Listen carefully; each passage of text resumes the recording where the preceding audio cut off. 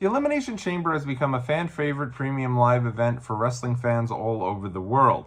It's that last chance for those who didn't win the Royal Rumble to punch their ticket to WrestleMania, maybe one last chance for us to do a countdown on the road to WrestleMania. But before we had the Elimination Chamber, there was No Way Out. Ladies and gentlemen. What's up, world? It's your boy Tommy on the spot for Watch Along Wrestling. Thanks so much for checking out this video.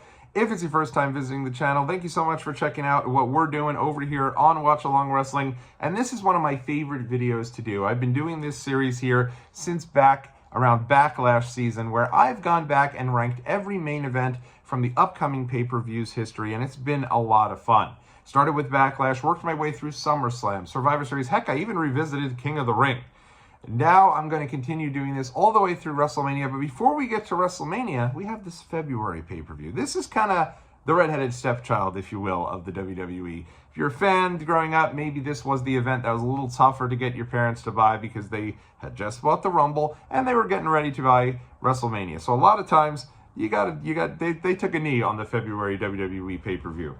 But I went back and I watched all of these main events from No Way Out, and I'm telling you, there are some gems. The top 5 here that I'm about to rank were the most difficult top 5 in order to put from 5 to 1 that I've had since I've started this entire ordeal here. I mean, this is some of the greatest main events in WWE history, some of the most incredible moments in WWE history, and it all took place at No Way Out. Now, a couple of different things. Obviously, February has not always had No Way Out. No Way Out started in really 2000, but I am going to include No Way Out of Texas, the 1998 variety, for the purposes of this ranking here. So you're going to have 12 main events that I'm going to rank. I did not include the St. Valentine's Day Massacre, which isn't really nice, considering the fact that it's Valentine's Day when I'm putting this up. Happy Valentine's Day to all of you out there.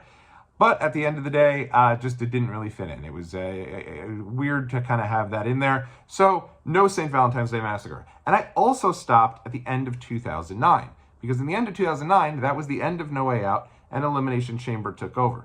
Have no fear. I'll be ranking the 14 main events from the Elimination Chamber pay-per-views leading up to this year's Elimination Chamber as well. So that's going to come in a couple of weeks. So if you like what you see, make sure you keep it locked right here. Smash subscribe, do what you got to do, and you'll be looking forward to that video in the coming weeks.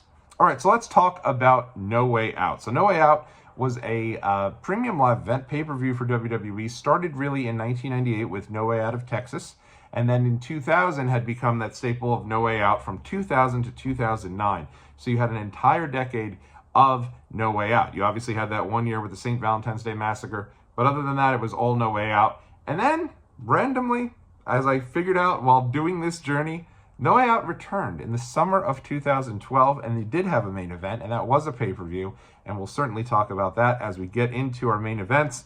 But let's review here kind of how I do these rankings. First and foremost is usually historical significance as well as storyline. That's usually the biggest two things for me. For me, those play a big pivotal role.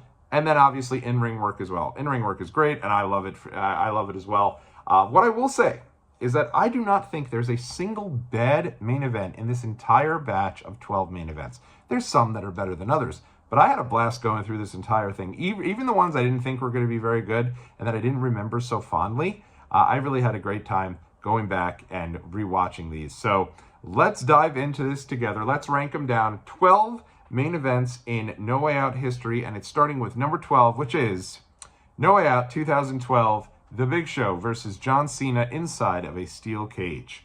All right, so I had no idea that No Way Out returned in the summer of 2012. How random is this? I was watching, and I still don't remember, but I will say this. 2011, 2013, 2 of my favorite years ever of being a fan of WWE. I loved it. I went to a ton of different pay-per-views. I traveled to pay-per-views. It was great. I had an absolute blast. 2012, it's a weird year in WWE. It's one I really don't like at all. Sure, you had once in a lifetime, end of an era at WrestleMania, but with that being said, there was a lot of stuff in 2012 that I just don't think is very good. Once Cena loses to The Rock, they have you believe that like he goes through this terrible year and he's losing matches right and left. That really isn't the case. He's actually in the main events over the world champion CM Punk. He's winning most of those matches. Sure, he may have lost one or two along the way, but Cena really was still the top of the card, even though he wasn't the champion. And in my opinion, it played a real detriment to CM Punk's title reign. This is another show where CM Punk has a great title match on the undercard below the main event. He has a triple threat match with Daniel Bryan and Kane. If you haven't seen that, go check it out. It's a lot of fun, and it's pre-Team Hell No with Daniel Bryan and Kane. So I really had a lot of fun going back and seeing that match as well. The story here is that this is still during the era of People Power. Let me tell you, I absolutely hated People Power. John Laurinaitis, to me, did not have any sort of real good heat. He had, please get off the TV, you're killing the show type of heat.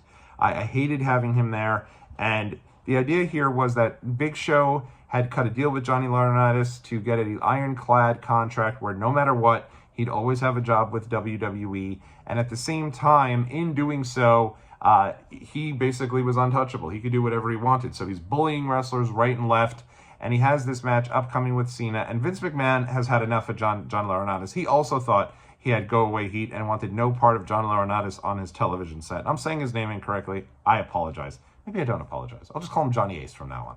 In any event, Vince McMahon sets this match up, and the storyline here is that if Big Show loses, Vince McMahon's going to say those two words and say, "You're fired," to Johnny Ace. And at the same time, if John Cena loses, they tease that perhaps John Cena was going to lose his job.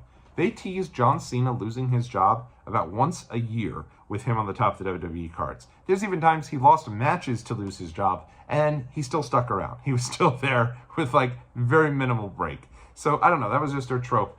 Also here, 2012, Big Show in the main events. Like, I like the Big Show. He's a legend. In my opinion, it's one of the sadder departures from WWE to AEW.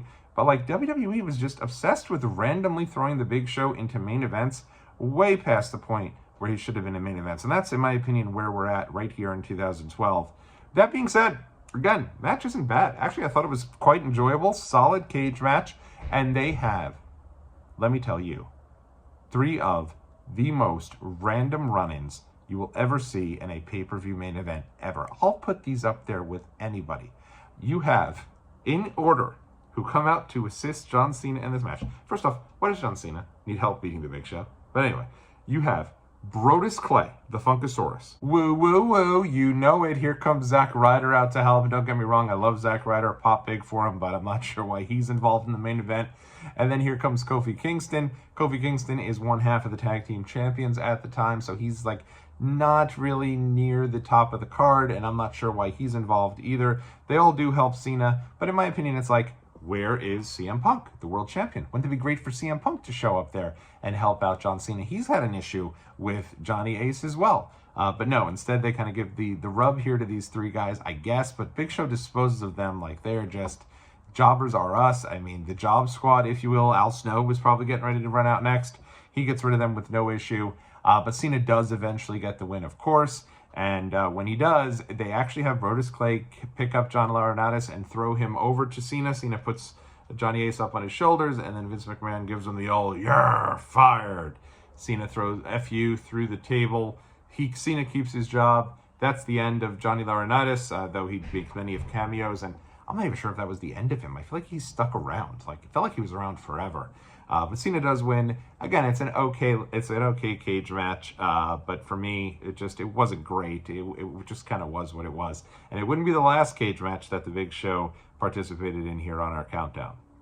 Moving right along to number 11, it's all the way back, the very first ever No Way Out of Texas. This is back in 1998, an 8-man tag featuring Stone Cold Steve Austin teaming with Owen Hart, Chainsaw Charlie, Terry Funk, and Cactus Jack to take on Degeneration X, Triple H, the New Age Outlaws, and a mystery partner who ended up being Savio Vega. Now, going into this was supposed to be your chance to see the main event of WrestleMania, but as team captains of 2 different teams of 4.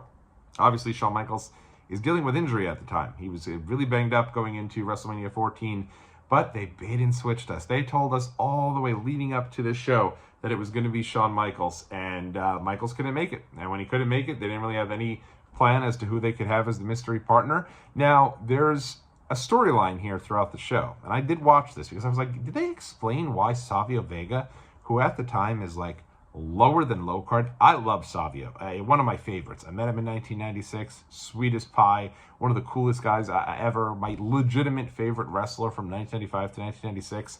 I enjoyed King of the Ring 95 because I got to see the guy wrestle 4 times. There's no reason he should have been anywhere near the main events in 1998. Weird that he shows up here. But the storyline is actually that Triple H said he and the Outlaws wanted to take on Team Austin 3-on-4 in a handicap match. And they said that if they don't choose a partner, WWE would choose one for them because they do need to have 4-on-4 non-sanctioned match. And so it's Savio. Honestly, this is a fun brawl. A lot of weapons involved, obviously, with Cactus Jack and with Chainsaw Charlie. And this is right after that incredible moment on Raw when the Outlaws shove Cactus and Terry Funk into a dumpster and shove the dumpster off of the ramp, which was built up as a big deal. And even though the Outlaws are not actually a part of DX, they're like DX adjacent. They're friends with DX at the time. And at the time, there was a ton of heat going into this with everyone involved. And it was kind of cool that you were going to get to see 3 different WrestleMania matches involved here in this main event. But once Savio came out, that was it. It lost all of its steam. The crowd is dead. They're like, what? Like, what are we doing? And you knew at that point there was, and I remember ordering the show as a kid and my father being shoot hot. Like, he was so unhappy that they dicked us around and gave us Savio Vega in the main event, card subject to change, whatever that means. But he wanted, obviously, HBK or a suitable replacement. Didn't feel like Savio was a suitable replacement. Obviously, Austin gets the win, and towards the end, the crowd does get really into Austin. He's obviously white hot and getting ready for his big crowning moment a month later at WrestleMania 14.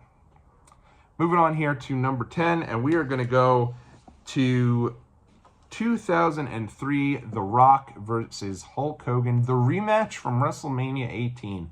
And for a very long time, No Way Out 2003 was one of my favorite No Way Outs. The idea that you had this great handicap match. It was Brock Lesnar and Chris Benoit against Team Angle.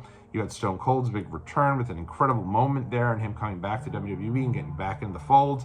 And you had the rematch of The Rock versus Hogan. This match does not hold up. I don't know what it is. It's still cool to see them in there, but basically all of the electricity and all of the momentum that the two of these guys had at Mania the year before is not there a year later. I think a year later people were kind of over Hogan, and I really believe that WrestleMania 19 having a low buy rate has to do with the fact that people were over Hogan. And even though Hogan and McMahon was not the main event, it was presented as such. And I just think that, honestly, people had just had enough. Hogan came back. It was a fun nostalgia tour. People were into it. The Hulk Still Rules DVD. 2002 was kind of his deal for a solid 3 or 4 months. But then they let it drag on for just too long. And people just were way past it, way over it. Rock's a heel, but he's like fantastic in the role too. So you have Hollywood Rock.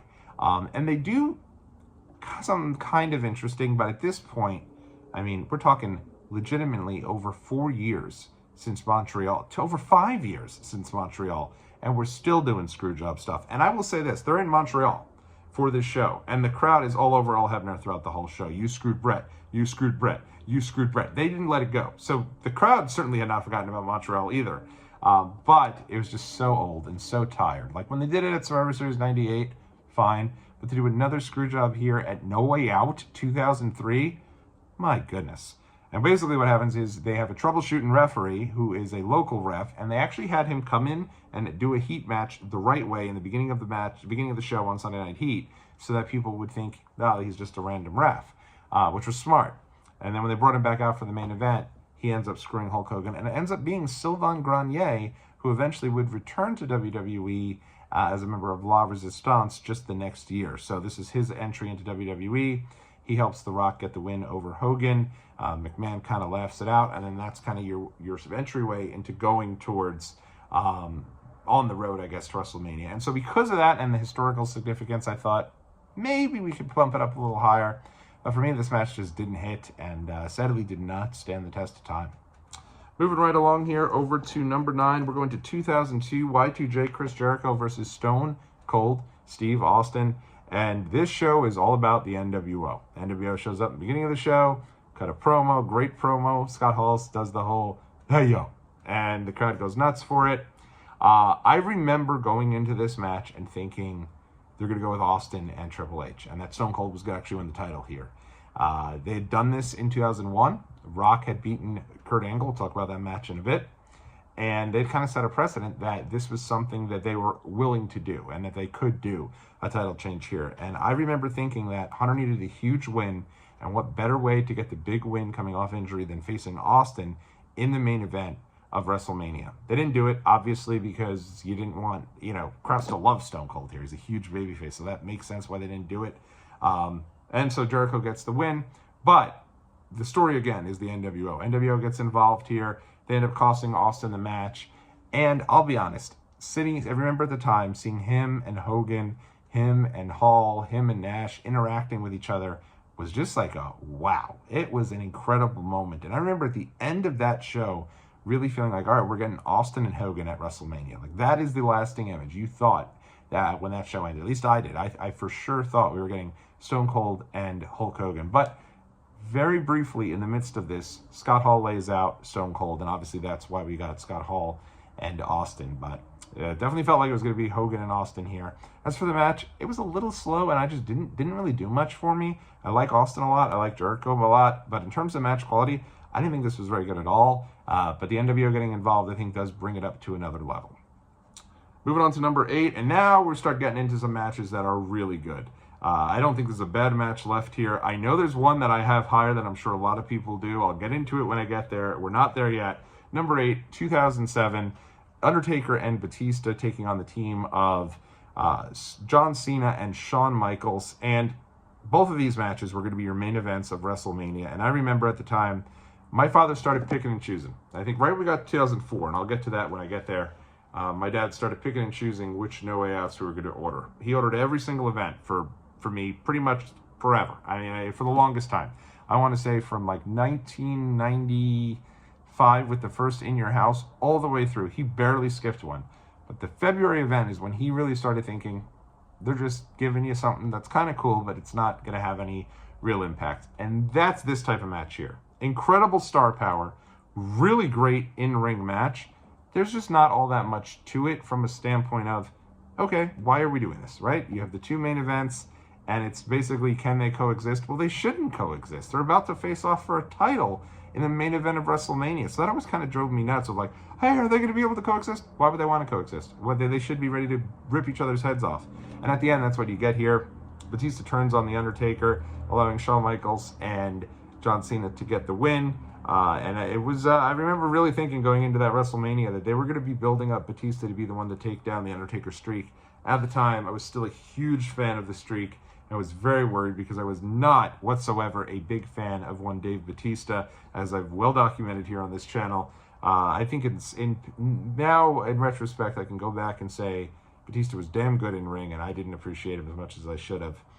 This match with him and Taker at the WrestleMania, I think, stole that show. It was the best match on that show, I believe. And that being said, this match here, it's a very good match. There's nothing wrong with it. It's just the other matches on this show that are on this countdown as we continue this ranking have a little bit more historical significance, and I personally enjoy just a tad bit more. Like number 7, The Rock versus Kurt Angle from No Way Out 2001.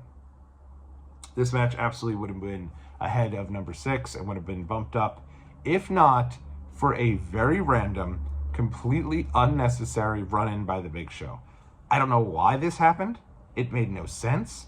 Neither of these guys had any feud with the Big Show to my memory here. I tried to go back, and that's how I actually realized all these Raws are no longer on Peacock, which was quite disappointing. But Big Show's like involved in the hardcore division. Like, why did he come in here and lay everyone out? It made no sense, and it was just bizarre. And I don't know what that was. That took me out of the match. That being said, before that, and then towards the end, great match here. If you got rid of that Big Show running, this is an incredible match, and you get the title change. Angle ends up losing the title to The Rock, which sets the stage for the incredible Rock and Stone Cold match in the main event of WrestleMania 17. It's got everything. This is a fantastic match. And number 7, not horribly low on the countdown, but that just really speaks volumes of how much I enjoyed the matches that are above it. Like number 6, the barbed wire cage match between John Bradshaw Layfield and the Big Show. I know a lot of people have this as probably the worst on the No Way Out list. I went into this match thinking it was going to be the worst on the list. I did not expect to enjoy it, and I loved it. Like, I don't know what it was about this match. Couple of things, right? You have the tease of Batista, which plays a real pivotal role. Even Hater Jones, myself, who can't stand Batista at this time, going into that spring of, spring of 2005 on the road to WrestleMania, everybody liked Batista. You wanted to see him rip Triple H's head off. But they held it off for just long enough to make you think maybe Batista wasn't going to go after Hunter, but instead was going to insert himself and go after the SmackDown title, which is what Triple H and Ric Flair wanted him to do. They were pushing him to that way. So Batista agrees to show up at No Way Out. So now you have this entire storyline built around Batista being there for this main event between JBL and The Big Show. This very well might be the very first time I've watched this match. I know for a fact there was no way I was getting my dad to be buying me a WWE pay-per-view with a JBL Big Show main event on the road to WrestleMania. It wasn't going to happen. I feel like maybe I watched it once prior, but as I've gotten older here, I've really grown to appreciate this JBL title run. He is just such a great, snarky heel that would take an absolute ass-kicking every time out there. He'd bleed buckets. He did whatever it took to make people feel like they got their money's worth. And here in this match, Big Show just beats the crap out of him, and they've got a really fun ending here where Big Show chokeslams JBL from up top through the ring. The ring breaks, and then Big Show walks out the door, and before he can even get to the floor, bell rings, your winner, John Bradshaw Layfield. And you're like, what the heck just happened? Well, when Big Show broke the ring with JBL by pushing him through, JBL slithered out underneath the little crack in the ring and crawled from under the ring, which is, I mean, hey, escaped the cage, both feet touch the floor, and he gets the win. Such a fun deal. After the match, Batista comes down, lays out JBL. They get John Cena involved, because remember, Cena has already punched his ticket to face JBL. So Cena comes down, he lays out JBL to kind of pump them up, and then your lasting image here is Cena laying out JBL in the crowd, standing tall and looking back at the ring, and you've got Batista standing on the top rope, looking at Cena, looking at him, and they're looking at each other, and it's this awesome moment where you know Batista's not going to be choosing to make the John Bradshaw Layfield versus John Cena match a triple threat. You know he's eventually going to choose Hunter. But on this night, they did such a good job teasing it. Such a fun storyline, so many cool key players. They did a lot to really try to get you to pay for this. They probably knew, hey, we got JBL in the Big Show. I don't know how many people are paying for that match. So we're going to throw every bell and whistle. We're going to get Cena involved. We're going to get Batista involved. We're going to throw the Mania stipulation out there. Hey, I think it worked. Even 20 years later, I thought it was an awesome main event. That's why I got it at number 6. Number 5, we're going to the Elimination Chamber 2008. This one included Triple H, Y2J, Chris Jericho, Jeff Hardy, JBL, Umaga, and the Heartbreak Kid, Shawn Michaels. A who's who of talent. And again, this is an incredible match. It was back and forth between this match and 2009 for me. And I really think if they flipped the title here, this match would have been a mid number 4. I guess I'll give a spoiler there as to where the next match is for me. It's so good. You have such super workers here. And it eventually comes down to Jeff Hardy versus Triple H. And I just remember being on the edge of my seat. Remember, I went to the Royal Rumble 2008. See Jeff Hardy versus Randy Orton. Jeff Hardy doesn't win the title. But it's clear that, they have plans for Jeff Hardy. And the crowd is just so into it. And the crowd loves this guy. And they want this guy to get the title. He is this is almost like your Jey Uso, your Daniel Bryan, where the crowd is just willing this guy on and willing him into existence. And it comes down to Triple H versus Jeff Hardy. And Hunter hits the pedigree and Hardy kicks out. And when he kicks out, I remember it clear as day. Me and my friends ordered this one. And I remember all of us this is it. He's going to win the title. We're going absolutely nuts. Makes sense. You already have Cena there going for the whole deal. He lost to Orton. You're getting the rematch at Mania. Orton versus Hardy. Here we go. And then there's a little more back and forth, and Hunter does get the win. But Hardy hanging with Hunter there, it was a clear sign, at least to me, that he was going to be the guy to really get the ball for WWE. And then unfortunately he failed wellness. I feel like if he didn't fail wellness, I think almost certainly he had to be in the cards to win that Money in the Bank. When Punk wins the Money in the Bank and cashes in, he's not seen and not taken very serious, even when he has the title. So I think Jeff Hardy had to be in the at least the booking plans to eventually get that title, get the Money in the Bank, and probably cash it in and win the title. Instead, they had to wait another year, and eventually at the end of 2008, he finally does win the title at Armageddon, leading to, I think, one of the biggest stars WWE's ever had in Jeff Hardy at 2009. But, what could have been? This should have been the night they had him beat Triple H there on the road to WrestleMania. Number 4, 2009, the Elimination Chamber featuring Edge, John Cena, Y2J, Chris Jericho, Kane, Rey Mysterio, and guess. I'll give you a second. You know who it is? Mike Knox. Mike Knox.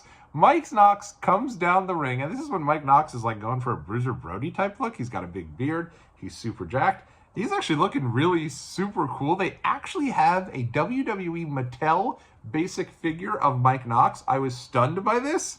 But yeah, he looked great. I can't even hate on him being included, and that's the beauty of the Elimination Chamber. There should always be one guy in there that you're like, huh? What is he doing in here? That's where it's at its best. Story of this show, one of my favorites. The entire show is just awesome. And on this show, No Way Out 2009, it starts with the first Elimination Chamber. Edge is your champion, gets in the ring with Jeff Hardy, and he gets beaten in minutes, and he's eliminated. And so you've got 5 guys still alive going for that title. You know you're going to have a new champion. Way to get the show off on like an ultra hot start. Then end of the show, it's not supposed to be Edge in this match. It's Kofi Kingston. I hear them shout done. He comes out, boom, boom, boom. He's doing his whole thing. And because he's dancing around, not getting in the ring, Edge attacks him. Lays him out with a concerto on the stairs, takes his spot in the Elimination Chamber, and goes into one of the pods and just is standing there. And Rey Mysterio's like trying his best to help Kofi because they're boys. And he's like banging on the Lexi pod trying to get Edge out. But Edge is taking Kofi's spot in the match. Comes down to Edge, the champion John Cena, and Rey Mysterio.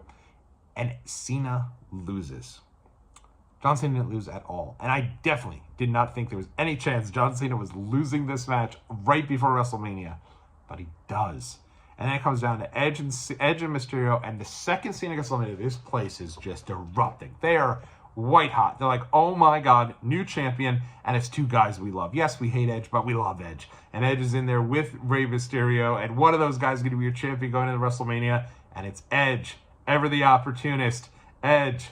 And I loved it. And such a good match. Anytime Edge and Rey Mysterio are in there, we talk about Elimination Chamber and that series of pay-per-views that's coming up to talk about. There is some really fun Edge and Mysterio stuff coming down the pike. And they were on full display here. I love when these guys get in the ring. This is an awesome match. So we get to our top 3. I can't fault you if you put any of these top 3 as your favorite match in No Way Out history. There are 3 absolutely outstanding, incredible matches in the main events of No Way Out that are the top 3 here. I'm going to start with number 3, 2006, The Undertaker versus Kurt Angle. I know there's this particular group of people who are probably unhappy for me for choosing this, and I apologize to the creatures of the night, to the PSK, if you will, but for me, this is an amazing match. It's so good, and this was finally Undertaker's chance to show what he could do in there with a super worker. They have like a very mat-based match. It's incredible to see. Undertaker hangs in there with Kurt Angle, and they have this unbelievable match. And Angle at the time is like super intense. He's on his way out, and I think what a monumental loss he was for WWE. Because, and I don't know if I'll get a chance to talk about him again, because I don't know how many more main events he's in at this stage in 2006. I think this might be his last actual main event. And he was the guy that you knew, no matter what, was going to go in there and have an incredible match. No matter who his opponent was, he was going to help them to get to that next level. And I really think this match here really changes Undertaker's entire career trajectory. Sure, he had some good matches in 1997, and sure, he had some good matches as the American Badass, but I think that as far as having epic matches, I think it starts right here, and it continues on for like the next 10 years of the Undertaker's career. It's such a good one. Angle does get the win. And it's an interesting finish, too, because it ends up where they're like both kind of working out, and it ends up where Angle just ends up, Taker has him like in the triangle choke. Angle rolls through, gets the win, gets the pin, and then right as they're at the end, Taker gets up in Angle's face, and he goes, "I had you. I know I could beat you, and I'll be back." I was just like, damn, such good stuff. An amazing match. If you've never seen this one, because it's just on No Way Out 2006, go out of your way to watch it. It is a gem. It's so great, and really love this match. In-ring wise, it's probably maybe the best of the three, but the top two just have that historical significance and storyline that just pump it over the next part. Number 2, No Way Out 2004, Eddie Guerrero versus Brock Lesnar. I went back and forth on these two. Could have went either one at number 1. And for me, I'll never forget this pay-per-view. God bless him. Love him. Love him dearly. Miss him dearly. My father had said to me, I know we're into Eddie Guerrero, and he's one of the most incredible baby faces that they've created here. But there isn't another thing on this show we want to watch. And let's be real, there's no way they're taking the title off Brock Lesnar right before Lesnar-Goldberg at WrestleMania 20. That's the big match. And I agreed, so we didn't get the show. And I'll never forget waiting up until the middle of the night, going on OneWrestling.com, and seeing the result that Eddie Guerrero won the title. And just being like, I remember I called my dad. I was like, Dad, Eddie Guerrero won the title. And both of us just like, what? How? What the heck happened? Because they had teased Goldberg showing up. And I hate that Goldberg showed up, because I would have just loved for Eddie to just straight up beat Brock. But one thing about Goldberg showing up, that's not the end of the match. It's not just Goldberg walks in there, hits the spear, hits the jackhammer, and away we go. He spears Brock, but then Brock kicks out after that. And then actually hits Eddie with an F5 after that as well. And they have another little couple minutes between them leading up to probably the greatest moment maybe ever of somebody winning a title, because this guy, Eddie Guerrero, is someone who we knew the story. We knew the struggle. Lost his job in WWE. It had gotten that bad, he lost his job in WWE. I remember him seeing matches with Eddie Guerrero against Low Ki in the New York Independents. And he had battled back, came back, and you saw the whole, you eventually saw the documentary, read the book, and like, this guy, it's one of the most genuine stories ever, and this incredible story of redemption, coming back, getting his family back, getting to the top of his craft, and being the champion, going into WrestleMania 20, where it all begins again. And he wins the match, and the moment, I'm even getting a little emotional, to be honest with you, talking about it, because the moment when he wins the title, and then he runs out of the ring and leaps into the crowd, and the crowd is just losing their mind, and they're right there in his home city, and they're just so excited for him being the champion, being their guy. It's just awesome. It's an incredible moment. It's so great, and it probably would have been number 1 on any other list, but my number 1, No Way Out 2000, Cactus Jack versus Triple H for Mick Foley's career. And this match, honestly, it might be the greatest Hell in a Cell match of all time. I love 98. I think it's incredible. Obviously, you have the insane bumps that Mick Foley takes. I like 1997. It's very, very good. Shawn Michaels bleeding buckets all over the place. Him and Taker having a legitimate 5-star match. But this one, if it's not the greatest Hell in a Cell match ever, it's right there with those two. It's so freaking good. You have Hunter knocking Cactus off the side of the cage down through the table. Then you have Mick coming up there with the barbed wire 2x4 on fire, coming up, and they're on the top of the Hell in a Cell. And he goes to hit Hunter, and they're battling up on the top of the cell, and eventually he drops the 2x4. Hunter back body drops Mick, and Mick goes over right through the fencing that's on the top there, top of the cell, goes through it all the way to the bottom on the ring in a bit, and the ring breaks too. And then he comes back. Hunter comes down. And what's so interesting about this, the barbed wire 2x4 that's on fire remained on fire on top of the Hell in a Cell. If you go back and watch, it's just sitting there on fire. Hunter gets down there, comes out, and Mick gets up one more time. And Hunter's like, no! Like, he's so mad. And then he kicks Mick. Pedigree, 1, 2, 3. The end of a career, and an incredible emotional moment, because you were leading up to this story of Cactus Jack and Mick Foley, who everyone loved. getting his opportunity to go main event WrestleMania. Like, this was something that meant so much to him. You don't really see this anymore. Like, people are stoked when they win the main event of to get to the main event of WrestleMania, but like, up until this year, I think with Jay, where he legitimately got choked up talking about main eventing WrestleMania, did you really feel the magnitude of WrestleMania? And that entire story between Triple H and Cactus Jack is centered around this idea that Mick Foley wants to win the title because he wants to main event WrestleMania. He had never done it. He was getting to the end of his career at 34 years old. Think about that. Chris Jericho, I think, might literally be 20 years older than him, and he's on TV every week. But yeah, he's getting to the end of his career. He knows it's the end of his career, and he wants to go out and at least main event one WrestleMania. And they have this amazing match at the Royal Rumble, incredible street fight, one of my favorite matches ever, and he loses. He comes up just a bit short. So him and Hunter have a rematch now in Mick Foley's specialty, and Hunter ends up beating him. Hunter has the most incredible 2000, I think, ever. He just has banger after banger after banger, one of the best years. At some point, I just did John Cena's 2007. At some point, I got to do Triple H's 2000 main events, because there are so many great Triple H matches in 2000, and this is one of them right here. And he just took his game to the next level, and this entire year gets started with the 2 matches with Cactus to start the year that I think really propel him as a legitimate badass heel main eventer. So, such great stuff. And then, of course, the closing scene where JR's like, damn it, his career is over, and he's walking to the back, and he's getting right to before he leaves, and he turns back, and he looks over at the crowd. He's got a tear in his eye, and he's all bloody, and he's looking up at the crowd, and iconic moment, and JR is like, thank you, Cactus, or thank you, Mick. You know, you're going to be missed. And if that was it, what a storybook ending. But it wasn't. He was back a few weeks later, and it's so funny because he comes back a couple weeks later completely out of shape. And it's like, this guy's in amazing shape here at No Way Out 2000. He comes back a couple weeks later, and it's like he must have just went home and went, pig it out. I'm done. I'm never wrestling again, and I'm just going to love life. I'm going to enjoy all my favorite foods. I'm going to eat like crap. I no longer care. I'm never going to the gym again.